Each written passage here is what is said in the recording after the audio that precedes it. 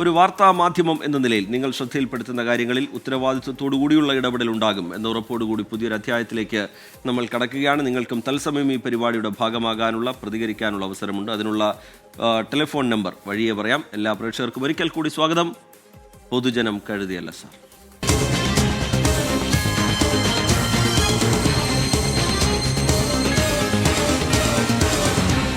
പൊതുജനം കഴുതയല്ല സാർ.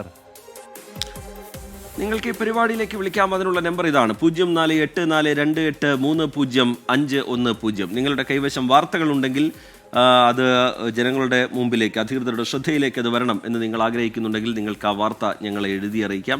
ആ വാർത്തയുമായി ബന്ധപ്പെട്ട ദൃശ്യങ്ങൾ നിങ്ങൾക്ക് വാട്സാപ്പിൽ അയക്കാനുള്ള സൗകര്യം കൂടി ഞങ്ങൾ ഒരുക്കുന്നു. അതിനുള്ള നമ്പർ ഇതാണ്: 6235 96 89 37.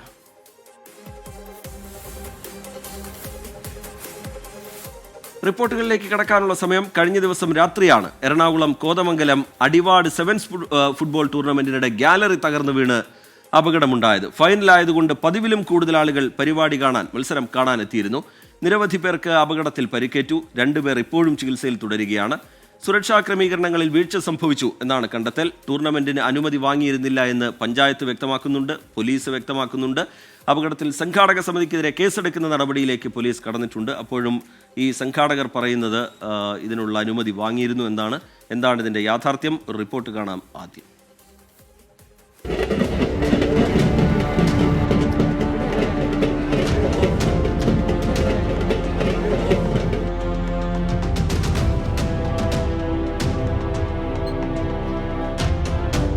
പത്തടി ഉയരത്തിൽ 8 തട്ടുകളിലായി ഉണ്ടായിരുന്ന ഗാലറിയാണ് ഇന്നലെ രാത്രി ഈ ദൃശ്യങ്ങളിൽ കാണുന്നത് പോലെ തകർന്നു വീണത്. ഈ ഗാലറി തകരുമ്പോൾ 200-ലധികം ആളുകൾ അതിലുണ്ടായിരുന്നു എന്നുള്ളതാണ് സംഘാടകർ നൽകുന്ന കണക്കുകൾ. ടൂർണമെന്റ് സംഘടിപ്പിച്ച ഹീറോ യങ്സ് ക്ലബിനെതിരെയാണ് കേസെടുത്തത്. സുരക്ഷാ വീഴ്ച സംബന്ധിച്ച വകുപ്പുകൾ ചുമത്തിയാണ് കേസ്.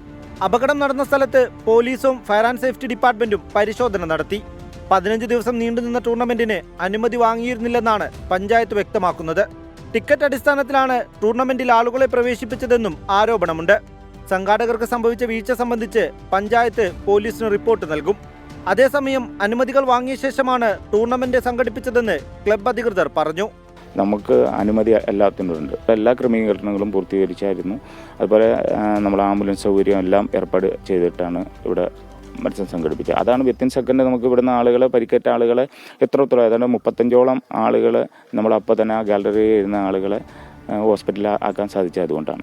ഇന്നലെ രാത്രി 10 മണിയോടെ ഉണ്ടായ അപകടത്തിൽ 50ഓളം പേർക്കാണ് പരിക്കേറ്റത്. ചികിത്സയിലായിരുന്ന 37 പേരിൽ 35 ആളുകളും ആശുപത്രി വിട്ടു. കാലിനും തലയ്ക്കും പരിക്കേറ്റ 2 പേർ ഇപ്പോഴും സ്വകാര്യ ആശുപത്രിയിൽ ചികിത്സയിലാണ്. അനുമതികളില്ലാതെയാണ് ടൂർണമെന്റ് സംഘടിപ്പിച്ചതെന്നുള്ളതാണ് പഞ്ചായത്തിൽ നിന്നുള്ള വിശദീകരണം. എന്തായാലും സംഭവവുമായി ബന്ധപ്പെട്ടുകൊണ്ട് പല്ലാരിമംഗലം പോലീസ് കേസ് രജിസ്റ്റർ ചെയ്തിട്ടുണ്ട്. ഇനി സുരക്ഷാ ക്രമീകരണങ്ങൾ കൃത്യമായി പാലിച്ചാണോ ടൂർണമെന്റ് സംഘടിപ്പിച്ചതെന്നുള്ള പരിശോധനകളാണ്. ക്യാമറ പേഴ്സൺ VS രാഹുലിനൊപ്പം റാഫി കരീം, 24 കൊച്ചി.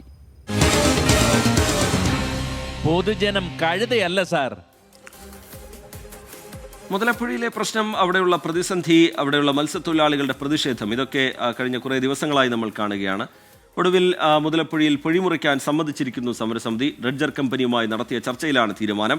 3 metre ആഴത്തിലും 13 metre വീതിയിലുമാണ് പൊഴിമുറിക്കുക. മേഘന മുരളി വിവരങ്ങളുമായി തിരുവനന്തപുരത്ത് നിന്ന് ചേരുന്നുണ്ട്. മേഘന, ഈ പൊഴിമുറിക്കാൻ മത്സ്യത്തൊഴിലാളികൾ സമ്മതിക്കുന്നു എന്നുള്ളത് ഇതുമായി ബന്ധപ്പെട്ട് പ്രധാനമായി ഉണ്ടായിരിക്കുന്ന ഒരു പുരോഗതിയാണ്. ഒരു സമവായത്തിനുള്ള ശ്രമം നടക്കുന്നതിനിടയിൽ എന്താണ് അവർ വിശദീകരിക്കുന്നത്? ഇനി സർക്കാരിൻ്റെ ഭാഗത്തു നിന്ന് തുടർന്നുള്ള സമീപനം എങ്ങനെയായിരിക്കും? സമരക്കാർ ഒരുപാട് ആവശ്യങ്ങൾ മുന്നോട്ട് വെച്ചിട്ടുണ്ട്. അതിനോടൊക്കെ സർക്കാരിൻ്റെ നിലപാടിനി എങ്ങനെയായിരിക്കും മേഘന?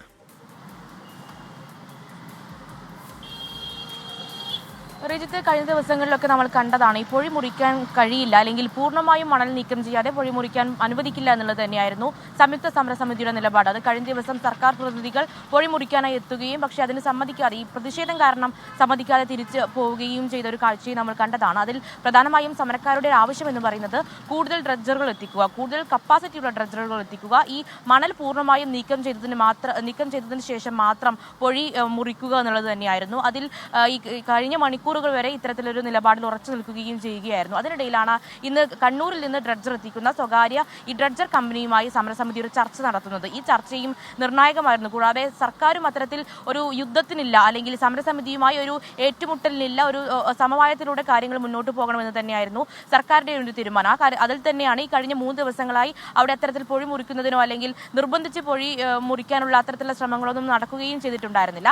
അതിനിടയിലാണ് ഇന്ന് കണ്ണൂരിൽ നിന്ന് ഡ്രഡ്ജർ എത്തിക്കുന്ന ഈ ഡ്രഡ്ജർ സ്വകാര്യ കമ്പനി ഈ ഒരു സമരക്കാരുമായി ചർച്ച നടത്തുന്നത്. ആ ചർച്ചയിലാണ് പൊഴി മുറിക്കാനുള്ള ഒരു തീരുമാനം ഇപ്പോൾ ഉണ്ടാകുന്നത്. അതായത് സമരസമിതിയും ഈ തീരുമാനം അംഗീകരിക്കുന്നുണ്ട്. അതിൽ പ്രധാനമായും അതിലൊരു വിഷയം എന്ന് പറയുന്നത് ഈ ഡ്രഡ്ജർ കണ്ണൂരിൽ നിന്ന് എത്തിക്കുമെന്ന് കഴിഞ്ഞ സമയങ്ങളിൽ മന്ത്രി ശിവൻകുട്ടി അടക്കം ഉറപ്പ് നൽകിയിരുന്നു. ഇങ്ങനെ 2 ദിവസം കഴിയുമ്പോൾ ഡ്രഡ്ജർ ഈ സ്ഥലത്തെത്തുമ്പോൾ ഈ ഡ്രഡ്ജർ ഉള്ളിലേക്ക് കടക്കണമെങ്കിൽ ഈ പൊഴി മുറിക്കുക തന്നെ വേണം. അത് സമരക്കാരെ ബോധ്യപ്പെടുത്താൻ വേണ്ടി ഈ സ്വകാര്യ കമ്പനിക്ക് കഴിഞ്ഞിട്ടുണ്ട് എന്നുള്ളതാണ്. അത് സമരക്കാർ അംഗീകരിക്കുകയും ചെയ്യുന്നു. കാരണം പൊഴി 3/4 ഭാഗം മുറിച്ച്, അതിൽ പറയുന്നത് 3 മീറ്റർ ആഴത്തിലും 13 മീറ്റർ വീതിയിലും ഈ പൊഴി മുറിക്കുമെന്നുള്ളതാണ്. ആ പൊഴി മുറിച്ചാൽ മാത്രമേ ഈ ഡ്രഡ്ജറിന്, കണ്ണൂരിൽ നിന്ന് എത്തിക്കുന്ന ഡ്രഡ്ജറിന് ഉള്ളിലേക്ക് പ്രവേശിക്കാനും ഈ മണൽ നീക്കം ചെയ്യാനും കഴിയുകയുള്ളൂ. അതുകൊണ്ട് ഈ സമരക്കാരെ അത് ബോധ്യപ്പെടുത്താൻ, ഈ ഡ്രഡ്ജർ സ്വകാര്യ കമ്പനിയുടെ പ്രധാന ലക്ഷ്യം എന്ന് പറയുന്നതും ഈ പൊഴി മുറിക്കേണ്ട ആവശ്യകതയെക്കുറിച്ച് സമരക്കാരെ ബോധ്യപ്പെടുത്തുക എന്നുള്ളത് തന്നെയാണ്. അതിന് കഴിഞ്ഞിട്ടുണ്ട്.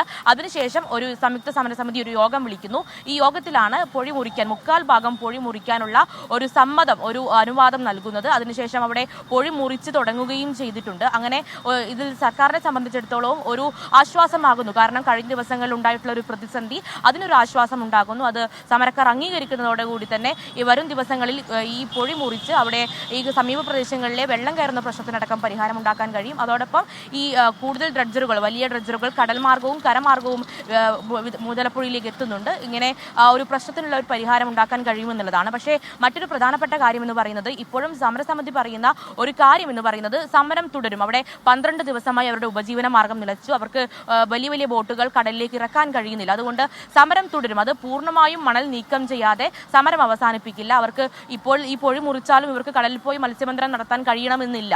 അതുകൊണ്ട് തന്നെ ഈ കൂടിക്കിടക്കുന്ന മണൽ പൂർണ്ണമായും നീക്കം ചെയ്താൽ മാത്രമേ ഈ സമരം അവസാനിപ്പിക്കുകയുള്ളൂ. പക്ഷേ ഇപ്പോൾ ഈ പൊഴി മുറിക്കാൻ അനുവദിക്കുന്നത് ഈ ഡ്രഡ്ജറുകൾക്ക്, അതായത് വലിയ കപ്പാസിറ്റിയുള്ള ഡ്രഡ്ജറുകൾ എത്തിക്കണമെന്നുള്ള ആവശ്യം സർക്കാർ അംഗീകരിക്കുകയും കണ്ണൂരിൽ നിന്ന് ഡ്രഡ്ജർ കൊണ്ടുവരികയും ചെയ്യുന്നു. പക്ഷേ ഈ പൊഴി മുറിച്ചാൽ മാത്രമേ ഡ്രഡ്ജറിനുള്ളിലേക്ക് പ്രവേശിക്കാൻ കഴിയുള്ളൂ. അതുകൊണ്ട് അതിനുവേണ്ടി പൊഴി മുറിക്കാൻ അനുവദിക്കുന്നു എന്നുള്ളതാണ്. പക്ഷേ സമരം തുടരുമെന്നുള്ള കാര്യം കൂടി സമരക്കാർ ഒരു സമവായം സാധ്യമാകുന്നതിന് വേണ്ട ചില നടപടികൾ ഈ ഘട്ടത്തിൽ ഉണ്ടാകുന്നുണ്ട്. അതിൽ തന്നെ പ്രധാനം ഈ പൊഴി മുറിക്കുക എന്നുള്ളതാണ്. പൊഴി മുറിക്കാനായില്ലെങ്കിൽ അവിടെ പ്രദേശത്തെ 5 പഞ്ചായത്തുകളിൽ വെള്ളം കയറുന്ന സാഹചര്യം, ഈ മണൽ നീക്കവുമായി ബന്ധപ്പെട്ട് തുടരുന്ന പ്രതിസന്ധി, അതൊക്കെ അതേപടി നിലനിൽക്കും എന്നുള്ളതായിരുന്നു സർക്കാരിൻ്റെ നിലപാട്. അവിടെ സമരസമിതി സ്വീകരിച്ചൊരു നിലപാടാണ് അതിന് പ്രതിബന്ധമായി നിന്നത്. ഇപ്പോൾ പൊഴി മുറിക്കാൻ അവർ സമ്മതിക്കുന്നുണ്ട്. അതുമാത്രമല്ല, നേരത്തെ മേഘന ചൂണ്ടിക്കാട്ടിയതുപോലെ ഒരുപാട് വിഷയങ്ങൾ, ഒരുപാട് പ്രശ്നങ്ങൾ ഇതുമായി ബന്ധപ്പെട്ട് ഇവർ ഉയർത്തുന്നുണ്ട്. 12 ദിവസമായി അവിടെ അവരുടെ ഉപജീവനം മുടങ്ങി നിൽക്കുകയാണ്, മത്സ്യബന്ധനം തടസ്സപ്പെട്ട് നിൽക്കുകയാണ്. ഇതിനിടയിൽ തുടർന്നുള്ള മത്സ്യത്തൊഴിലാളികൾ മുന്നോട്ട് വയ്ക്കുന്ന ആവശ്യങ്ങളിൽ, അവർ നിലവിൽ മുന്നോട്ട് വെച്ച ആവശ്യങ്ങളിലൊക്കെ ഒരു കാര്യങ്ങൾ വഷളാവാതെ സമീപനം സ്വീകരിക്കേണ്ടതുണ്ട് സർക്കാരിന്. സർക്കാർ തലത്തിൽ എന്താലോചനയാണ് നടക്കുന്നത്? സമരസമിതിയുമായി വീണ്ടും ചർച്ചയ്ക്കുള്ള സാധ്യതയുണ്ടോ? ആലോചനകൾ എങ്ങനെയാണ് നടക്കുന്നത് മേഘന?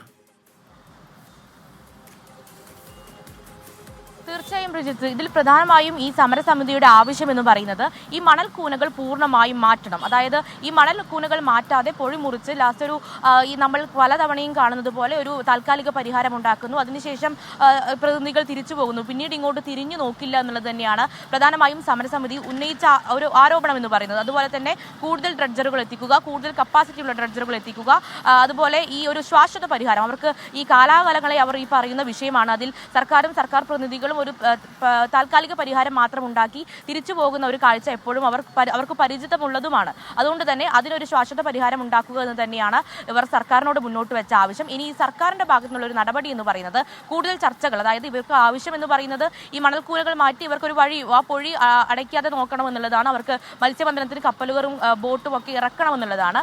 അതിനൊരു പരിഹാരം, അത് ഈ മണൽക്കൂനകൾ നീക്കം ചെയ്യുക എന്ന് തന്നെയാണ്. അത് സർക്കാർ തലത്തിൽ ഉണ്ടാകും. കൂടുതൽ ഡ്രഡ്ജറുകൾ എത്തിച്ച്, ഇന്ന് ശിവൻകുട്ടി അടക്കം പറഞ്ഞത് അതിൽ ഒരു കൂടുതൽ ഡ്രഡ്ജറുകൾ കണ്ണൂരിൽ നിന്നടക്കം കരമാർഗവും കടൽ മാർഗവും എത്തിക്കുന്നു എന്നുള്ളതാണ്. അങ്ങനെ തന്നെ ഇവരുമായി ഒരു സമവായ ഒരു തർക്കത്തിനല്ല, അല്ലെങ്കിൽ ഇവരെ ബോധ്യപ്പെടുത്തുക എന്ന് തന്നെയാണ് സർക്കാരിന്റെ ഭാഗത്തു നിന്നുമുള്ള ഒരു നിലപാട് എന്ന് പറയുന്നത്. അതിന് കൂടുതൽ വഴി എളുപ്പമാകുന്നു എന്നുള്ള കാര്യമാണ് സർക്കാരിന്റെ ഭാഗത്ത് നിന്ന് പറയാനുള്ളത്. ഇനി വരും ദിവസങ്ങളിലും കൂടുതൽ ചർച്ചകൾ ഉണ്ടാകും. അതിൽ സമരസമിതിയുടെ ഭാഗത്തു നിന്നാണ് ഏറ്റവും പ്രധാനപ്പെട്ടത്. അതായത് ഇവർ പൊഴി മുറിക്കാൻ അംഗീകരിക്കുമ്പോഴും ഇവരുടെ ആവശ്യങ്ങൾ, അല്ലെങ്കിൽ കൂടുതൽ മണൽ നീക്കം നടക്കുന്നില്ല, അതിന് വേഗത കൈവരുന്നില്ല, അല്ലെങ്കിൽ എണ്ണം കുറയുന്നു, ഈ ഡ്രഡ്ജറുകളുടെ അടക്കം എണ്ണം കുറയുന്നു എന്നുള്ളൊരു കാര്യം ഉണ്ടാവുകയാണെങ്കിൽ വീണ്ടും വലിയ പ്രതിഷേധത്തിലേക്ക് നിലവിൽ സ്വീകരിക്കുന്ന നടപടികളാണ് അവിടെ ഉണ്ടാവുന്നതെങ്കിൽ ഈ പ്രതിസന്ധി ഒരുപാട് ദിവസം നീണ്ടുപോകും എന്നുള്ള കാര്യമാണ് മത്സ്യത്തൊഴിലാളികൾ ചൂണ്ടിക്കാട്ടുന്നത്. അവിടെയാണ് കൂടുതൽ ഡ്രഡ്ജറുകൾ അടക്കം എത്തിച്ചുകൊണ്ട് മണൽ നീക്കത്തിനുള്ള ശ്രമം സർക്കാരിന്റെ ഭാഗത്തു നിന്നുണ്ടാവുന്നത്. എന്തായാലും പൊഴിമുറിക്കാൻ സമ്മതിച്ചിട്ടുണ്ട് സമരസമിതി. ഡ്രഡ്ജർ കമ്പനിയുമായി നടത്തിയ ചർച്ചയിലാണ് അത് സംബന്ധിച്ച തീരുമാനമുണ്ടായിരിക്കുന്നത്. 3 മീറ്റർ ആഴത്തിലും 13 മീറ്റർ വീതിയിലുമാണ് പൊഴിമുറിക്കാൻ പോകുന്നത്. മേഘ്ന മുരളി അതിന്റെ വിശദാംശങ്ങൾ തിരുവനന്തപുരത്ത് നിന്ന് പങ്കുവെക്കുകയായിരുന്നു. സാമ്പത്തിക പ്രതിസന്ധി കാലത്തെ വലിയ ധൂർത്ത് എന്ന ആരോപണത്തിനിടെ വികസന നേട്ടങ്ങൾ എണ്ണിപ്പറഞ്ഞുകൊണ്ട് രണ്ടാം പിണറായി സർക്കാരിന്റെ 4ാം വാർഷികാഘോഷങ്ങൾക്ക് തുടക്കമായിരിക്കുന്നു. കാസർഗോഡ് കാലിക്കടവിൽ സംസ്ഥാനതല ആഘോഷങ്ങൾ മുഖ്യമന്ത്രി പിണറായി വിജയൻ ഉദ്ഘാടനം ചെയ്തു. ഒരു ഘട്ടത്തിലും കേരളത്തെ കേന്ദ്രം സഹായിച്ചില്ല എന്നും കേന്ദ്രം അവഗണിക്കുമ്പോൾ സംസ്ഥാനത്തെ പ്രതിപക്ഷം അവർക്കൊപ്പം നിന്നു എന്നും മുഖ്യമന്ത്രി കുറ്റപ്പെടുത്തി. എന്നാൽ 5 പൈസ കയ്യിലില്ലാത്തപ്പോഴാണ് സർക്കാർ കോടികളുടെ മാമാങ്കം നടത്തുന്നതെന്ന് പ്രതിപക്ഷം ഇന്നും വിമർശനം ഉന്നയിച്ചു.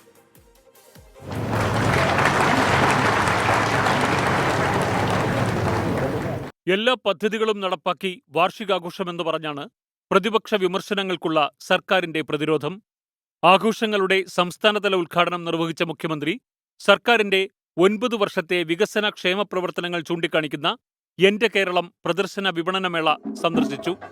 കേന്ദ്ര സർക്കാർ ഒരു ഘട്ടത്തിലും സഹായിച്ചില്ലെന്നും കേന്ദ്രത്തിന് നശീകരണ വികാരമെന്നും മുഖ്യമന്ത്രിയുടെ വിമർശനം. കേന്ദ്ര ഗവൺമെന്റ് ഇങ്ങനെയൊരു നിലപാടെടുക്കുമ്പോൾ കേരളത്തിന്റെ താല്പര്യം മുൻനിർത്തിക്കൊണ്ട് അതിനെ എതിർക്കാൻ ബാധ്യതപ്പെട്ടവരാണ് കേരളത്തിലെ പ്രതിപക്ഷം. പക്ഷേ അവരും കേന്ദ്ര ഗവൺമെന്റിനോടൊപ്പം നിൽക്കുന്ന കാഴ്ചയാണ് നാം കണ്ടത്. കാഞ്ഞങ്ങാട് ബേക്കൽ ക്ലബ്ബിൽ വിവിധ മേഖലകളിൽ നിന്നുള്ള പ്രമുഖ വ്യക്തികളുമായി മുഖ്യമന്ത്രി സംവദിച്ചു. നടക്കില്ലെന്ന് കരുതിയ പദ്ധതികൾ LDF സർക്കാർ യാഥാർത്ഥ്യമാക്കിയെന്ന് മുഖ്യമന്ത്രി. എന്നാൽ സാമ്പത്തിക പ്രതിസന്ധികൾക്കിടെയുള്ള ആഘോഷം ധൂർത്തെന്ന് ചൂണ്ടിക്കാട്ടി പരിപാടികളിൽ നിന്ന് വിട്ടുനിൽക്കുമെന്ന പ്രതിപക്ഷം നേരത്തെ വ്യക്തമാക്കിയിരുന്നു. അങ്ങ് ദയവ് ചെയ്ത് കേരളത്തിലെ ജനങ്ങളുടെ മുമ്പിൽ ഒരു പരിഹാസപാത്രമാണ്. അങ്ങ് ചെയ്യേണ്ടത് ഈ മാമാങ്കം നടത്തില്ല എന്ന് പ്രഖ്യാപിച്ച് സെക്രട്ടേറിയറ്റിന്റെ മുന്നിൽ സമരത്തിലിരിക്കുന്ന പാവപ്പെട്ട ആശാ വർക്കർമാർക്ക് ഈ പണം ഞങ്ങൾക്ക് അവരുടെ ഓണറേറിയം വർദ്ധിപ്പിക്കാൻ നീക്കിവെച്ചുകൊണ്ട് ഞങ്ങൾ ആഘോഷങ്ങൾ ഉപേക്ഷിച്ചു എന്നും പറയാൻ മുഖ്യമന്ത്രിക്ക് ധൈര്യമുണ്ട്.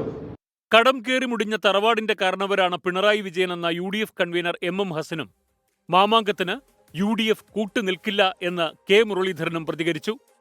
ആശാ വർക്കേഴ്സിന് 100 രൂപ കൂട്ടിക്കൊടുക്കാത്ത മുഖ്യമന്ത്രിയാണ് വാർഷികം ആഘോഷിക്കുന്നതെന്ന് BJPയും കുറ്റപ്പെടുത്തി. ആശാ വർക്കർ 232 രൂപയുടെ ശമ്പളമുള്ള ആശാ വർക്കേഴ്സ് 100 രൂപ ചോദിക്കുമ്പോൾ അത് തരില്ല എന്ന് പറഞ്ഞ മുഖ്യമന്ത്രിയാണ് ഇന്ന് ആഘോഷിക്കേണ്ടത്. 100 കോടി രൂപ മുടക്കിയാണ് സർക്കാർ വാർഷികാഘോഷമെന്നാണ് പ്രതിപക്ഷത്തിന്റെ ആരോപണം. 40 ദിവസം നീണ്ടു നിൽക്കുന്ന ആഘോഷ പരിപാടി തിരുവനന്തപുരത്താണ് സമാപിക്കുക. News desk 24. സെക്രട്ടേറിയറ്റ് പടിക്കൽ ആശാ വർക്കേഴ്സിന്റെ സമരം അത് 4ാം ഘട്ടത്തിലേക്ക് കടക്കുകയാണ്. 3 ഘട്ട ചർച്ചകൾ കഴിഞ്ഞിട്ടും സർക്കാരിന്റെ ഭാഗത്ത് നിന്ന് അനുകൂല തീരുമാനം ഉണ്ടാകാത്തത് മൂലം പുതിയ സമര രീതികളിലേക്ക് കടക്കാൻ ആശാ വർക്കേഴ്സ് തയ്യാറെടുക്കുന്നു. മെയ് 5 മുതൽ ജൂൺ 17 വരെ രാപകൽ സമരയാത്ര നടത്തും. കാസർഗോഡ് മുതൽ തിരുവനന്തപുരം വരെയാണ് യാത്ര നടക്കുക. വിവിധ ജില്ലകളിൽ നിന്നുള്ള പ്രതിനിധികൾ സമരയാത്രയിൽ പങ്കെടുക്കാൻ പോകുന്നു. അപ്പോഴും 70 ദിവസം പിന്നിടുമ്പോഴും അവരുടെ ആവശ്യത്തോട് അനുകൂലമായി പ്രതികരിക്കാൻ, അനുകൂലമായ സമീപനം സ്വീകരിക്കാൻ സർക്കാർ തയ്യാറായിട്ടില്ല എന്നുള്ളതും ശ്രദ്ധേയമാണ്. അതിന്റെ പശ്ചാത്തലത്തിൽ പുതിയ സമര രീതികളിലേക്ക് ആശാ വർക്കേഴ്സ് കടക്കുകയാണ്. പിണറായി സർക്കാരിന്റെ വാർഷികാഘോഷങ്ങൾ കാസർഗോഡ് നിന്ന് തുടങ്ങുമ്പോൾ തന്നെയാണ് ആശമാർ 4ാം ഘട്ട സമരത്തിലേക്ക് കടക്കുന്നത്. അതും കാസർഗോഡ് നിന്ന് തിരുവനന്തപുരത്തേക്ക് രാപ്പകൽ സമരയാത്ര. 3 ഘട്ട ചർച്ചകൾ കഴിഞ്ഞും സർക്കാരിന്റെ ഭാഗത്ത് നിന്ന് ആശമാർക്ക് അനുകൂല തീരുമാനമുണ്ടായിട്ടില്ല. ഈ അവസരത്തിലാണ് 4ാം ഘട്ട സമരപ്രഖ്യാപനത്തിലേക്ക് കടന്നത്. മെയ് 5 മുതൽ ജൂൺ 17 വരെയാണ് രാപ്പകൽ സമരയാത്ര നടക്കുന്നത്.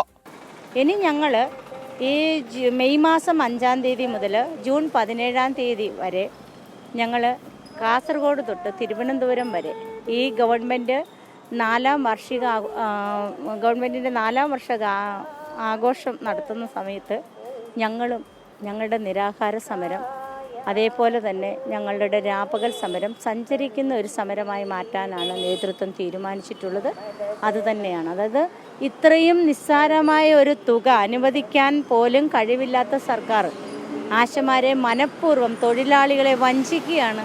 തെരുവിൽ ഞങ്ങൾ അന്തിയുറങ്ങാനും തെരുവിൽ ഞങ്ങൾ ഈ രാപ്പകൽ സമരം നടത്താനും തന്നെയാണ് തീരുമാനിച്ചിട്ടുള്ളത്. വിവിധ ജില്ലകളിൽ നിന്നുള്ള പ്രതിനിധികൾ രാപ്പകൽ യാത്രാ സമര പരിപാടികളിൽ പങ്കെടുക്കും. കാസർഗോഡ് മുതൽ തിരുവനന്തപുരം വരെയുള്ള പരിപാടികളിൽ വിവിധ സാംസ്കാരിക മേഖലകളിൽ നിന്നുള്ള പ്രമുഖരും സമരം വിജയിപ്പിക്കാനായി അണിചേരും.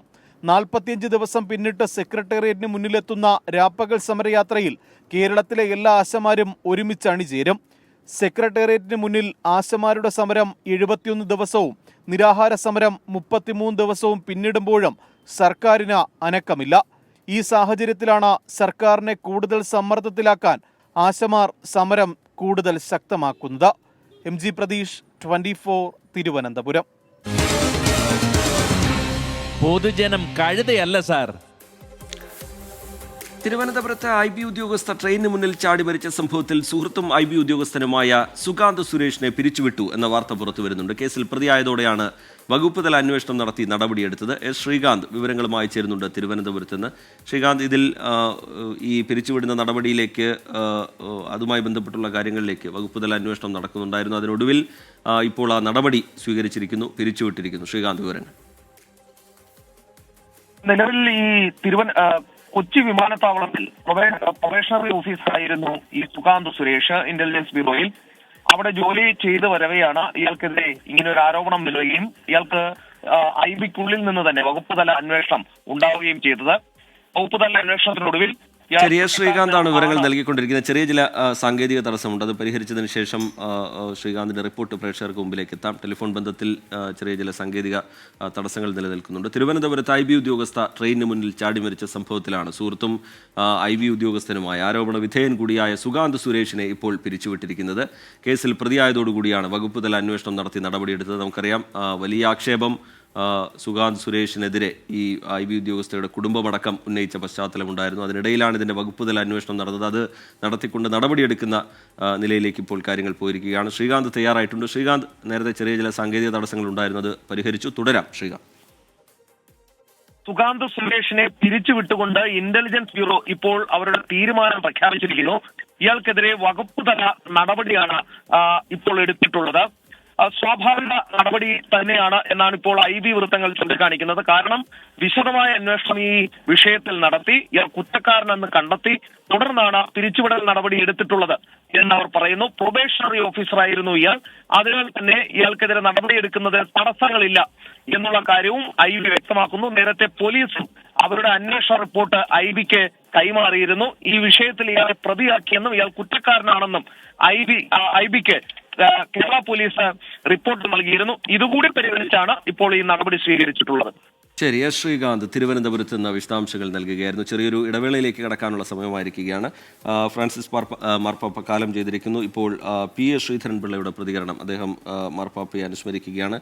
മാർപ്പാപ്പ നവീകരണത്തിന്റെ വക്താവായിരുന്നു എന്നാണ് P.S. ശ്രീധരൻപിള്ള പറയുന്നത്. ജീവിതത്തിലുടനീളം ലാളിത്യവും വിനയവും കൈമുതലാക്കി ആത്മീയതയുടെ പരകോടിയിലെത്തിയ പൂജനീയനായ വ്യക്തിത്വത്തിന്റെ ഉടമയാണ് ഫ്രാൻസിസ് മാർപ്പാപ്പ എന്ന് P.S. ശ്രീധരൻപിള്ള കുറിക്കുന്നു. കമന്റ് ബോക്സിലും ഒരുപാട് പ്രേക്ഷകർ ഫ്രാൻസിസ് മാർപ്പാപ്പയ്ക്ക് പ്രണാമം അർപ്പിച്ചുകൊണ്ടുള്ള കമന്റുകൾ, സന്ദേശങ്ങൾ അറിയിക്കുന്നുണ്ട്. ശരിയാണ്, വലിയൊരു നഷ്ടമാണ് സംഭവിച്ചിരിക്കുന്നത്. സഭയിൽ വലിയ മാറ്റങ്ങൾക്ക് തുടക്കമിട്ട പാപ്പയാണ് വിട പറഞ്ഞു പോകുന്നത്.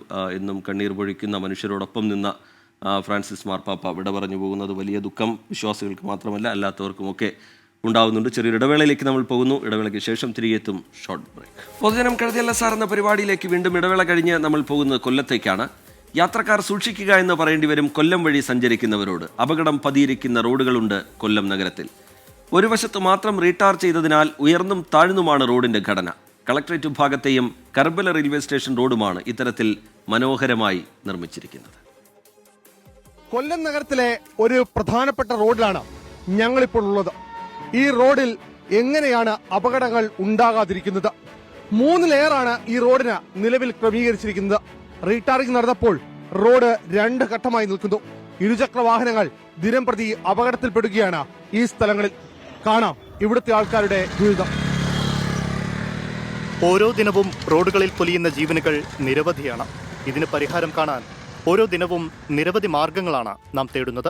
ഇതിനിടയിൽ കൊല്ലം നഗരഭാഗത്തെ 2 ഇടങ്ങളിൽ റോഡിൽ നടത്തിയ നിർമ്മാണ പ്രവർത്തനങ്ങൾ കാണാം.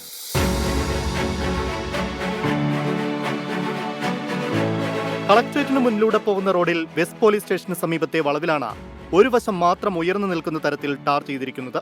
ടാറിങ്ങിലെ അപാകത മൂലമുണ്ടായ ഉയരവ്യത്യാസം കളക്ട്രേറ്റ് ഭാഗത്തെ റോഡിലും കർബല റെയിൽവേ സ്റ്റേഷൻ റോഡിലും അപകട സാധ്യത വർദ്ധിപ്പിക്കുന്നു.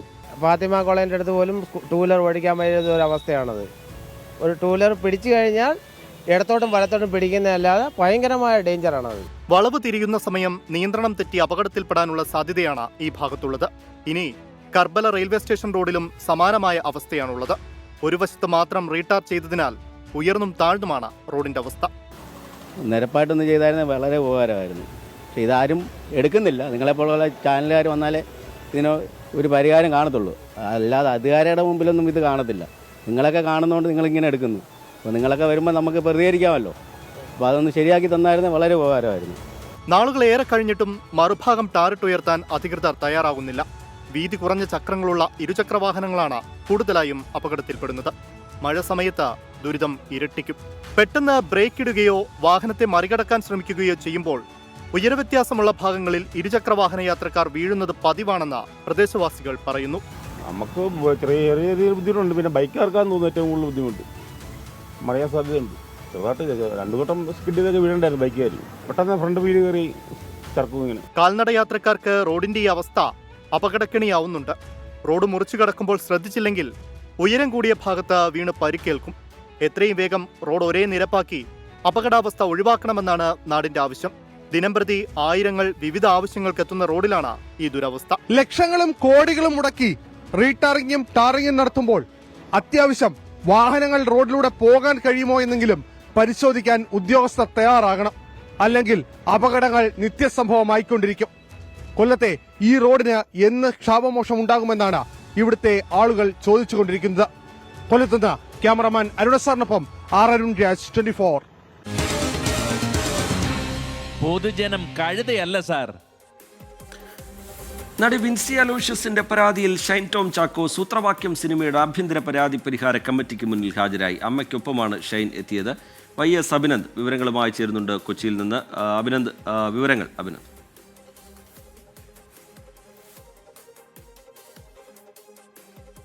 അഭിനന്ദിലേക്ക് അല്പസമയത്തിനകം തന്നെ എത്താം. നടി വിൻസി അലോഷ്യസിന്റെ പരാതിയിൽ ഷൈൻ ടോം ചാക്കോ സൂത്രവാക്യം സിനിമയുടെ ആഭ്യന്തര പരാതി പരിഹാര കമ്മിറ്റിക്ക് മുന്നിൽ ഹാജരായിരിക്കുകയാണ്.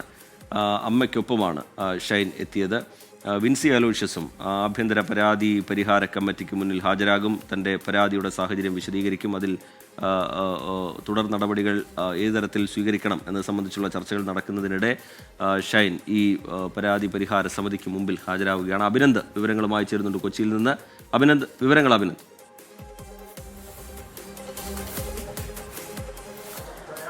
റിജിത്ത്, നടി വിൻസി അലോഷ്യസിന്റെ പരാതിയിൽ നടൻ ഷൈൻ ടോം ചാക്കോയ്ക്കെതിരെയുള്ള തിരക്കിട്ട നടപടികളിലേക്കാണ് ഇപ്പോൾ താര സംഘടനകൾ കടന്നിരിക്കുന്നത്. അഭിനേതാക്കളുടെ സംഘടന ഇതുമായി ബന്ധപ്പെട്ട് ഉടൻ തന്നെ നടപടി സ്വീകരിക്കുമെന്ന് നേരത്തെ അറിയിച്ചിരുന്നു. ഇന്ന് ഫിലിം ചേംബറിന്റെ യോഗം കൊച്ചിയിൽ ചേർന്നിരുന്നു. അതിന് ഫിലിം ചേംബറിന്റെ 7 സംഘടനകൾ, സിനിമാ സംഘടനകൾ, അതുമായി ബന്ധപ്പെട്ട പ്രതിനിധികൾ പങ്കെടുത്തു. അമ്മ സംഘടനയെ പ്രതികരിച്ചുകൊണ്ട് ടിനി ടോം, ദേവി ചന്ദന, ഒപ്പം കുക്കു പരമേശ്വർ എന്നിവർ പങ്കെടുത്തു. മറ്റുള്ള എല്ലാ സംഘടനകളും ഫിയോക്ക, പ്രൊഡ്യൂസേഴ്സ് അസോസിയേഷൻ, ഡിസ്ട്രിബ്യൂട്ടേഴ്സ് അസോസിയേഷൻ ഉൾപ്പെടെയുള്ള സംഘടനകളുടെ പ്രതിനിധികൾ ഈ ഫിലിം ചേംബർ യോഗത്തിൽ പങ്കെടുത്തു. ഫിലിം ചേംബർ ഈ യോഗത്തിന് ശേഷം പ്രതികരിച്ചത് ഇപ്രകാരമാണ്: ICC ആണ് അടിയന്തരമായി തീരുമാനമെടുക്കേണ്ടത്. അതിന്റെ ഭാഗമായിട്ടാണ് നടി വിൻസി അലോഷ്യസും ഒപ്പം തന്നെ നടൻ ഷൈൻ ടോം ചാക്കോയും നേരിട്ട് തന്നെ സൂത്രവാക്യം സിനിമയുടെ ICCയുടെ മുന്നിൽ ഹാജരായിരിക്കുന്നത്. ഷൈൻ ടോം ചാക്കോ പിതാവിനും ഒപ്പം തന്നെ മാതാവിനും സഹോദരനും ഒപ്പമാണ് ഇപ്പോൾ ICCക്ക് മുന്നിൽ ഹാജരായിരിക്കുന്നത്. നടി വിൻസി അലോഷ്യസ് ആണ് ആദ്യം എത്തിയത്. ഇതിനകത്ത് പ്രധാനമായിട്ടും ICCക്ക് ഇവർക്ക് പറയാനുള്ള കാര്യങ്ങളെല്ലാം കൃത്യമായി തന്നെ കേൾക്കണം. സൂത്രവാക്യം സിനിമയുമായിട്ട് ബന്ധപ്പെട്ട ഈ ലൊക്കേഷൻ ആ സമയത്ത് ഉണ്ടായിരുന്ന ആളുകളുമായിട്ടൊക്കെ അവർക്ക് സംസാരിക്കണം. ആ സംസാരത്തിന് ശേഷം 2 ഭാഗത്തു നിന്നും കേട്ടതിന് അടിസ്ഥാനത്തിൽ ഒരു റിപ്പോർട്ട് ICC സമർപ്പിക്കും. ICCയുടെ റിപ്പോർട്ടിന്റെ അടിസ്ഥാനത്തിലായിരിക്കും ഫിലിം ചേംബർ അന്തിമ തീരുമാനം കൈക്കൊള്ളുക എന്നാണ് അറിയിച്ചിട്ടുള്ളത്. ഇത് 1-2 ദിവസത്തെ നടപടികളല്ല, മറ്റുള്ള ദിവസങ്ങളിലൊക്കെ തന്നെ കൃത്യമായി തന്നെ സിറ്റിംഗിന്റെ അടിസ്ഥാനത്തിൽ തീരുമാനം ഉണ്ടാകുമെന്നതാണ് ഇപ്പോൾ ഫിലിം ചേംബർ അറിയിച്ചിട്ടുള്ളത്. എന്തായാലും ICC യോഗം ഇപ്പോൾ പുരോഗമിച്ചുകൊണ്ടിരിക്കുകയാണ്. പ്രൊഡ്യൂസേഴ്സ് അസോസിയേഷൻ ഓഫീസിലാണ് ഇത്തരത്തിലേക്ക് യോഗം പുരോഗമിച്ചുകൊണ്ടിരിക്കുന്നത്. ഷൈൻ ടോം ചാക്കോയും വിൻസി അലോഷ്യസും നേരിട്ട് തന്നെ എത്തി തങ്ങളുടെ കാര്യങ്ങളെല്ലാം ബോധ്യപ്പെടുത്തും. രണ്ട് ഭാഗവും കേട്ടതിന് ശേഷം സിനിമാ സംഘടനകൾ കൃത്യമായൊരു തീരുമാനമെടുക്കുമെന്നാണ് നേരത്തെയും അറിയിച്ചത്. അമ്മ സംഘടനയും ഒപ്പം തന്നെ ഫിലിം ചേംബറും അങ്ങനെ തന്നെയാണ് ഇപ്പോൾ വ്യക്തമാക്കുന്നത്. പ്രധാനമായും മറ്റൊരു കാര്യം, ഫിലിം ചേംബറിന് ഇന്ന് വനിതാ ശിശു വികസന വകുപ്പിന്റെ നോട്ടീസ് ഉണ്ട്. അതിനകത്ത് അവർ ഇത്രയും ദിവസം നടി വിൻസി അലോഷ്യസിന്റെ പരാതിയുമായി ബന്ധപ്പെട്ട് എന്ത് നടപടി ഫിലിം ചേംബർ സ്വീകരിച്ചു എന്ന് ചൂണ്ടിക്കാട്ടിയുടെ നോട്ടീസാണ് ഇപ്പോൾ എത്തിയിരിക്കുന്നത്. അതിനകത്ത് നടപടി ആയിട്ട് ആയിരിക്കും മറുപടി നൽകുക എന്ന് ഫിലിം ചേംബർ ഭാരവാഹികൾ ഇതിനോടകം തന്നെ വ്യക്തമാക്കിയിട്ടുണ്ട്. എന്തായാലും തിരക്കിട്ട നടപടികളിലേക്കാണ് ഇപ്പോൾ സിനിമാ സംഘടനകൾ കടക്കുന്നത്. ഏതാണ്ട് 2 മണിക്കൂറായി ഇപ്പോൾ ഇത്തരത്തിലേക്ക് ICC മുന്നിൽ നടി വിൻസി അലോഷ്യസ് ഹാജരായിട്ട്, അതിന് തൊട്ട് പിന്നാലെ തന്നെ നടൻ ഷൈൻ ടോം ചാക്കോയും ഹാജരായിട്ടുണ്ട്. ഇപ്പോഴും ICC യോഗം പുരോഗമിച്ചുകൊണ്ടിരിക്കുകയാണ്. മറ്റുള്ള ആളുകളെ കൂടി ആളുകളുടെ പറയാനുള്ള കാര്യങ്ങളിലൂടെ കേട്ടതിന് ശേഷം സമഗ്രമായ ഒരു റിപ്പോർട്ടായിരിക്കും ഫിലിം ചേംബറിന് മുന്നിൽ സമർപ്പിക്കുക. അതിനുശേഷം ഫിലിം ചേംബർ നടി വിൻസി അലോഷ്യസിന്റെ പരാതിയിൽ നടൻ ഷൈൻ ടോം ചാക്കോയ്ക്കെതിരെ നടപടി സ്വീകരിക്കും. വിൻസി അലോഷ്യസിന് പിന്നാലെ ഷൈൻ ടോം ചാക്കോയും സൂത്രവാക്യം സിനിമയുടെ ആഭ്യന്തര പരാതി പരിഹാര കമ്മിറ്റിക്ക് മുന്നിൽ ഹാജരായിരിക്കുകയാണ്. ഇരുഭാഗവും കേൾക്കുകയാണ്. അതിനുവേണ്ടിയുള്ള ചർച്ചകൾ അവിടെ നടക്കുകയാണ്. YS അഭിനന്ദ് വിവരങ്ങൾ നൽകുകയായിരുന്നു കൊച്ചിയിൽ നിന്ന്. സംസ്ഥാനത്ത് പലയിടങ്ങളിലും ജനങ്ങളുടെ പ്രധാന വരുമാനങ്ങളിൽ ഒന്നാണ് കന്നുകാലി വളർത്തൽ. എന്നാൽ ക്ഷീരകർഷകർ ഇപ്പോൾ വലിയ ദുരിതമാണ് അനുഭവിക്കുന്നത്. വേനലായതോടെ പാലുൽപാദനം കുറഞ്ഞു. പാലിന് ലഭിക്കുന്ന വിലക്കുറവും പശുപരിപാലന ചെലവും കൂടുതലായതോടെ ക്ഷീരസംഘങ്ങൾ അടച്ചുപൂട്ടൽ ഭീഷണിയിലാണ്. പ്രതിസന്ധിയിൽ നട്ടം തിരിയുന്ന ക്ഷീരകർഷകരെ സഹായിക്കാൻ സർക്കാർ ഇടപെടണമെന്ന ആവശ്യവും ശക്തമാവുകയാണ്. പാലിന്റെ സംഭരണ വില അടിയന്തരമായി വർദ്ധിപ്പിക്കണം എന്നാണ് കർഷകരുടെ ആവശ്യം. കഴിഞ്ഞ കുറെ വർഷങ്ങളായി കർഷകർ ആവശ്യപ്പെടുന്നതാണ് പാൽ വില വർദ്ധിപ്പിക്കണമെന്ന്. എന്നാൽ കാര്യമായ ഒരു നടപടിയും സർക്കാരിന്റെ ഭാഗത്തു നിന്നും ഉണ്ടായില്ല. പാലിന് ലഭിക്കുന്ന വിലയും പശുപരിപാലന ചെലവും പരിശോധിച്ചാൽ പിടിച്ചു നിൽക്കാനാകില്ലെന്നാണ് കർഷകർ പറയുന്നത്. 1 ലിറ്റർ പാൽ ഉൽപ്പാദിപ്പിക്കുന്നതിന് ഇപ്പോൾ 65 രൂപയോളം വേണ്ടിവരും. ക്ഷീരകർഷക സംഘത്തു നിന്നും ലിറ്ററിന് 43 രൂപ മാത്രമാണ് ലഭിക്കുന്നത്. ഇത് കർഷകരെ വലിയ ദുരിതത്തിലേക്കാണ് തള്ളിവിട്ടിരിക്കുന്നത്. ഉൽപാദന മേഖലയിൽ വലിയ തോതിൽ വിലവർധന ഉണ്ടായിട്ടും പാലിന്റെ വില വർദ്ധിപ്പിക്കുന്നതിനുള്ള ഒരു സംവിധാനവും സർക്കാരിന്റെ ഭാഗത്തുനിന്ന് ഉണ്ടാകുന്നില്ല. ഇവിടെ മിൽമയുടെ ചെയർമാൻ ഉൾപ്പെടെ പാൽ വില വർദ്ധിപ്പിക്കില്ല എന്നൊരു നിലപാടെടുക്കുമ്പോഴും സർക്കാരിന്റെ മൃഗസംരക്ഷണ വകുപ്പിന്റെ കീഴിലുള്ള ഫാമുകളിൽ 56 രൂപ ആയിരുന്ന 1 ലിറ്റർ പാലിന്റെ വില 60 രൂപയായി വർദ്ധിപ്പിക്കുകയാണ്. ക്ഷീരകർഷകർ സർക്കാരിനോട് ആവശ്യപ്പെടുന്നത് 1 ലിറ്റർ പാലിന് 70 രൂപയെങ്കിലും കർഷകന് ലഭ്യമാക്കണം. അതുപോലെ തന്നെ വില നിർണയ ചാർട്ടിലുള്ള അപാകത. ഇന്ന് ഒരു കർഷകന് ഇവിടെ പരമാവധി കിട്ടുന്നത് 43 രൂപയിൽ താഴെ മാത്രമാണ്. ഈ പറയുന്ന ഇന്ന് അത്യുൽപാദന ശേഷിയുള്ള പശുക്കളുള്ള ഈ സാഹചര്യത്തിൽ പോലും വില നിർണയ ചാർട്ടിന്റെ അപാകത മൂലം ഇവിടുത്തെ കർഷകർ ചൂഷണം ചെയ്യപ്പെടുകയാണ്. വലിയ പ്രതിസന്ധിയിലായിരിക്കുന്ന ഈ ക്ഷീരമേഖലയെ സംരക്ഷിക്കണമെങ്കിൽ പാലിന് വില വർദ്ധിപ്പിച്ചാൽ മാത്രമേ സാധിക്കൂ. നഷ്ടം സഹിക്കാൻ സാധിക്കാത്ത ക്ഷീരകർഷകർ ഈ മേഖലയിൽ നിന്ന് തന്നെ കൊഴിഞ്ഞു പോവുകയാണ്. ക്ഷീരസംഘങ്ങൾ പലതും അടച്ചുപൂട്ടലിന്റെ വക്കിലുമാണ്. 60 രൂപ നിരക്കിൽ പാൽ ചില്ലറ വിൽപ്പന നടത്തിയാണ് പല സംഘങ്ങളും പിടിച്ചു നിൽക്കുന്നത്. ഒന്നാമത്തെ കാര്യം കന്നുകാലി തീറ്റയ്ക്ക് അതുപോലെ വിലയാണ്. അതുപോലെ ഗോതമ്പ് പൊടിക്ക് സകല കേസ്. അതുപോലെ മഴ പിടിച്ചു കഴിഞ്ഞാൽ അതുപോലെ കഷ്ടപ്പെട്ട ഈ സാധനം കൊണ്ടിരുന്നത്. ഈ സ്റ്റോറിൽ കൊണ്ടുവന്ന് ഇത് അതുപോലെ ഒതുകളി കൊണ്ടാണ് ഈ സാധനം ഇവിടെ കൊണ്ട് കൊടുക്കുന്നത്. അത് തീർച്ചയായിട്ടും വില കൂട്ടിയാലേ ഞങ്ങളെപ്പോലുള്ളവർക്ക് പിടിച്ചു നിൽക്കാൻ പറ്റത്തുള്ളൂ എല്ലാ രീതിയിലും. സർക്കാർ ഫാമുകൾക്ക് പോലും വില വർദ്ധിപ്പിക്കാതെ മുന്നോട്ടു പോകാൻ സാധിക്കില്ലാത്ത അവസ്ഥയാണ്. നിലവിലെ പ്രതിസന്ധി പരിഹരിക്കണമെങ്കിൽ പാൽ സൊസൈറ്റിയിൽ നിന്ന് മിനിമം 70 രൂപയെങ്കിലും കർഷകർക്ക് ലഭിക്കണം. അതിനുള്ള നടപടികൾ സർക്കാരിന്റെ ഭാഗത്തു നിന്നും ഉണ്ടാകണമെന്നാണ് കർഷകർ ആവശ്യപ്പെടുന്നത്. ഏതാനും വർഷങ്ങൾക്ക് മുൻപ് മിൽമ നടത്തിയ പഠനത്തിൽ 1 ലിറ്റർ പാൽ ഉൽപ്പാദിപ്പിക്കാൻ 48 രൂപയിൽ കൂടുതൽ വേണമെന്നായിരുന്നു കണ്ടെത്തിയത്. അന്ന് കാലിത്തീറ്റയുടെ വില 23 രൂപയായിരുന്നു. എന്നാൽ ആ കാലിത്തീറ്റ വില ഇന്ന് വലിയ തോതിൽ വർദ്ധിച്ചിട്ടുണ്ട്. ഈ കണക്കുകളൊക്കെ തന്നെ മതി കർഷകരുന്നയിക്കുന്ന ആവശ്യം ന്യായമാണെന്ന് മനസ്സിലാക്കാൻ. കോട്ടയത്ത് നിന്ന് അരുൺ നീണ്ടൂരിനൊപ്പം ടോബി ജോൺസൺ, 24. പൊതുജനം കഴുതയല്ല സാർ. കഴിഞ്ഞ കുറെ കാലങ്ങളായുള്ള കർഷകരുടെ ആവശ്യമാണ് പാൽവില വർദ്ധിപ്പിക്കണം എന്നുള്ളത്. നഷ്ടം സഹിക്കാൻ കഴിയുന്നില്ല എന്നാണ് ക്ഷീരകർഷകർ പറയുന്നത്. പലയിടങ്ങളിലും ക്ഷീരകർഷകർ ആ തൊഴിൽ ഉപേക്ഷിച്ച് മറ്റ് മാർഗങ്ങളിലേക്ക് മാറിക്കഴിഞ്ഞു. ചെലവിന് ആനുപാതികമായെങ്കിലും പാൽവില വർദ്ധിപ്പിച്ചില്ല എങ്കിൽ ക്ഷീരകർഷകരുടെ ദുരിതം തുടരും എന്നതിൽ തർക്കമില്ല. എത്രയും വേഗം പ്രശ്നത്തിന് പരിഹാരമുണ്ടാക്കണം എന്നാണ് ഇവർക്ക് പറയാനുള്ളത്. ചില പ്രതികരണങ്ങൾ കൂടിയുണ്ട്, അതിലേക്ക്. ഓക്കയുടെ വില പോലെയല്ലേ, നമ്മൾ പാൽ വില കൂട്ടുമ്പോൾ ഓക്കക്കാർ വില കൂട്ടും. അങ്ങനെയാണ്. പൊടിയുടെ വിലയും എല്ലാം കൂടുതലാണ്, അതുകൊണ്ട് കൂട്ടണം. ഒത്തിരി പേര് പശുവിനെ നിർത്തി. ഈ കഷ്ടപ്പാട് കൂടുതൽ അത് വിലയില്ല. പാലിന് 60 രൂപ വെച്ച് മുകളിൽ കിട്ടണമെന്നുള്ളതാണ് ഞങ്ങളുടെ അഭിപ്രായം. നമ്മൾ ഇതുപോലെ കഷ്ടപ്പെടുന്നുണ്ട്, രായെന്നില്ല പകലെന്നില്ല. പശുവിനൊരു അസുഖം വന്നപ്പോൾ ഈ പാലിൽ നിന്ന് കിട്ടുന്ന കാശെടുത്ത് വേണം നമുക്ക് ചെയ്യാൻ വേണ്ടി. നമ്മുടെ ചിലവും പശുവിൻ്റെ ചിലവും പിന്നെ പശു ഒരു അസുഖം വന്നു കഴിഞ്ഞാൽ അതിൻ്റെ ചിലവും എല്ലാം കൂടി ആകുമ്പോഴത്തേക്കും നമ്മൾ ആകപ്പാടെ പെട്ടുപോകും. കാലിത്തീറ്റയ്ക്ക് ഭയങ്കരമായിട്ടുള്ള വിലയാണ്, അതനുസരിച്ചുള്ള പാലിന് വില നമുക്ക് കിട്ടുന്നില്ല. അപ്പോൾ അങ്ങനെ വന്നു കഴിയുമ്പോഴത്തേന് ഓട്ടോമാറ്റിക്കായിട്ട് നിർത്തിപ്പോകും. ഇപ്പോൾ ലഭിക്കുന്ന ഒരു വാർത്തയിലേക്കാണ്. ഫ്രാൻസിസ് മാർപ്പാപ്പയുടെ മൃതദേഹം ബുധനാഴ്ച സെന്റ് പീറ്റേഴ്സ് ബസലിക്കയിലേക്ക് മാറ്റും എന്ന് വത്തിക്കാൻ ഏറ്റവും ഒടുവിലായി അറിയിക്കുകയാണ്. വിശ്വാസികൾക്ക് അന്തിമോപചാരം അർപ്പിക്കാൻ സൗകര്യമൊരുക്കും എന്നും വത്തിക്കാൻ അറിയിച്ചിട്ടുണ്ട്. പുതിയ വിവരങ്ങളുമായി മെറിൻ മേരി ചാക്കോ ഇന്റർനാഷണൽ ന്യൂസ് ഡെസ്കിൽ നിന്ന് നമുക്കൊപ്പം ചേരുന്നുണ്ട്. മെറിൻ മേരി ചാക്കോ, ഈ സംസ്കാര ചടങ്ങുകളുമായി ബന്ധപ്പെട്ട് ഒരു അറിയിപ്പ് വത്തിക്കാൻ്റെ ഭാഗത്തു നിന്ന് ഇതുവരെ വന്നിട്ടില്ല. അതിനിടയിൽ ചില കാര്യങ്ങളിൽ വത്തിക്കാൻ വ്യക്തത വരുത്തുന്നുണ്ട്. ഈ മൃതദേഹം സെന്റ് പീറ്റേഴ്സ് ബസലിക്കയിലേക്ക് ബുധനാഴ്ച മാറ്റും എന്നതടക്കമുള്ള കാര്യങ്ങൾ, പുതിയ വിവരങ്ങൾ എങ്ങനെയാണ് മെറിൻ മേരി ചാക്കോ? റിജിത്ത്, ആഗോള കത്തോലിക്ക സഭയുടെ നേതാവായിട്ടുള്ള അല്ലെങ്കിൽ തങ്ങളുടെ വലിയ മഹാ ഇടയന് വിട നൽകാൻ വിശ്വാസികൾക്ക് അവസരമൊരുക്കുമെന്ന് തന്നെയാണ് ഇപ്പോൾ വത്തിക്കാൻ പറഞ്ഞിരിക്കുന്നത്. അതായത് ബുധനാഴ്ചയോടെ പോപ്പിൻ്റെ മൃതദേഹം സെൻറ്റ് പീറ്റേഴ്സ് ബസലിക്കയിലേക്ക് മാറ്റും, അവിടെ വിശ്വാസികൾക്ക് അന്തിമോപചാരം അർപ്പിക്കാം എന്ന് തന്നെയാണ് ഇപ്പോൾ വത്തിക്കാൻ്റെ വക്താവായിട്ടുള്ള മാറ്റിയോ ബ്രൂണോ ഇപ്പോൾ അറിയിച്ചിരിക്കുന്നത്. അതേസമയം സംസ്കാര ചടങ്ങുകൾ എന്നായിരിക്കും അല്ലെങ്കിൽ എത്തരത്തിലായിരിക്കും എന്നുള്ള കാര്യങ്ങൾ സംബന്ധിച്ച വിശദാംശങ്ങൾ ഇതുവരെ പുറത്തുവിട്ടില്ല. അത്തരത്തിലുള്ള വിശദാംശങ്ങൾ ഇനി വരാനിരിക്കുന്നതെന്ന്. എന്തായാലും വിശ്വാസികൾക്ക് അന്തിമോപചാരം അർപ്പിക്കാൻ അല്ലെങ്കിൽ തങ്ങളുടെ വലിയ ഇടയന് വിട നൽകാനുള്ള അവസാനമായി വിട നൽകാനും ഒരു നോക്ക് കാണുവാനുമുള്ള അവസരം ഒരുക്കുമെന്ന് തന്നെയാണ് ഇപ്പോൾ വത്തിക്കാൻ അറിയിച്ചിരിക്കുന്നത്. വത്തിക്കാൻ വക്താവ് തന്നെയാണ് ഇപ്പോൾ ഇത്തരത്തിലൊരു വിവരം ഇപ്പോൾ പുറത്തുവിട്ടിരിക്കുന്നത്. എന്തായാലും പോപ്പിൻ്റെ വിടവാങ്ങലിൽ ലോകമെമ്പാടുമുള്ള ക്രൈസ്തവർ അതുപോലെ തന്നെ പ്രത്യേകിച്ച് ആഗോള കത്തോലിക്ക വിശ്വാസികളെല്ലാം തന്നെ അതീവ ദുഃഖിതരായിരിക്കുന്ന ഒരു അവസ്ഥ തന്നെയാണ്. ലോക നേതാക്കളും ഈ ഒരു വിടവാങ്ങലിൽ അനുശോചിച്ചിട്ടുണ്ട്. US പ്രസിഡന്റ് ഡൊണാൾഡ് ട്രംപ് തന്നെ വൈറ്റ് ഹൗസിൻ്റെ ഒരു പ്രസ്താവന എക്സിൽ പോസ്റ്റിലൂടെയാണ് ആ ഒരു സന്ദേശം അല്ലെങ്കിൽ അനുശോചനം രേഖപ്പെടുത്തിയിരിക്കുന്നത്.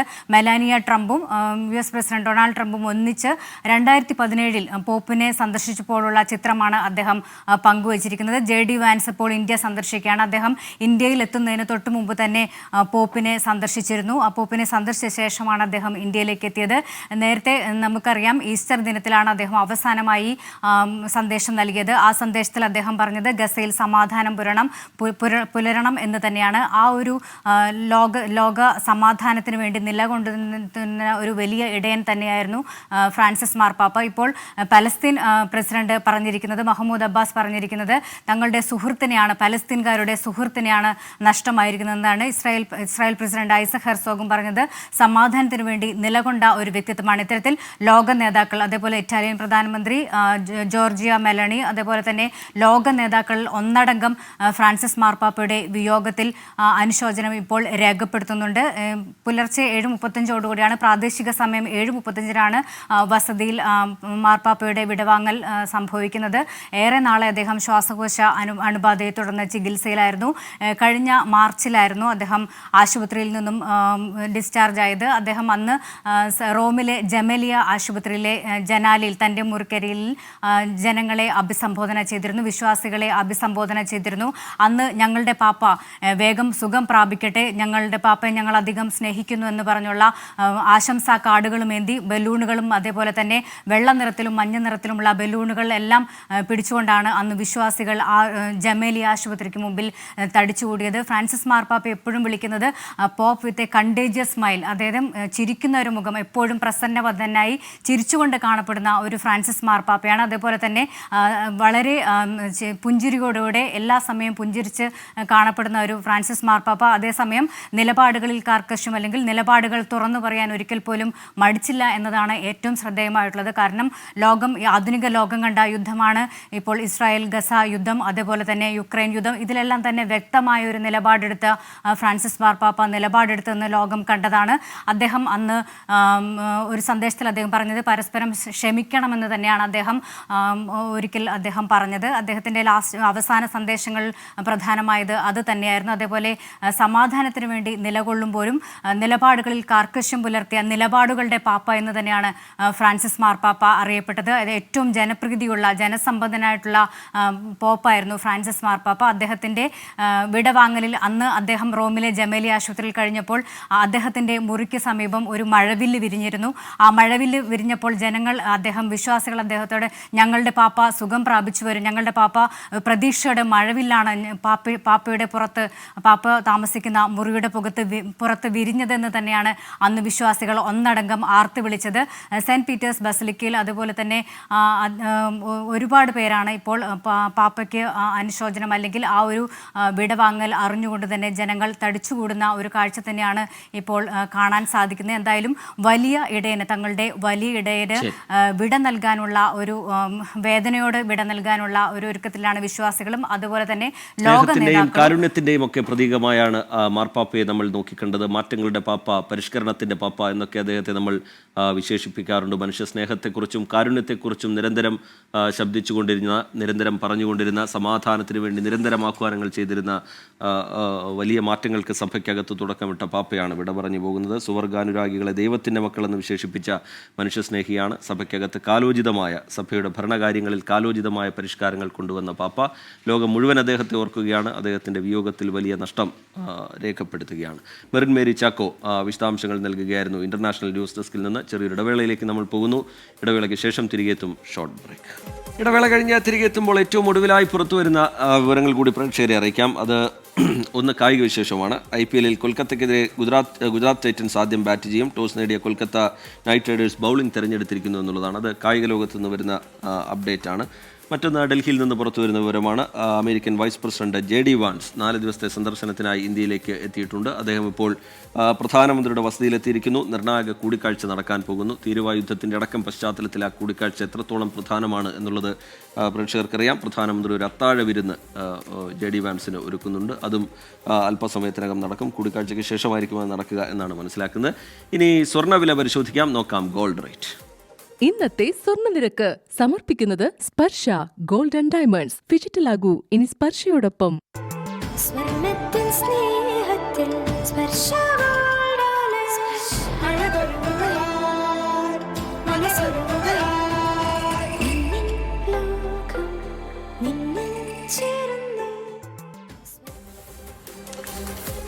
പൊതുജനം കഴുതിയല്ല സാർ എന്ന പരിപാടിയുടെ അധ്യായം ഇവിടെ പൂർത്തിയാവുകയാണ്. ഇനി കൂരായണത്തിൻ്റെ സമയമാണ്. Over to കൂരായണം.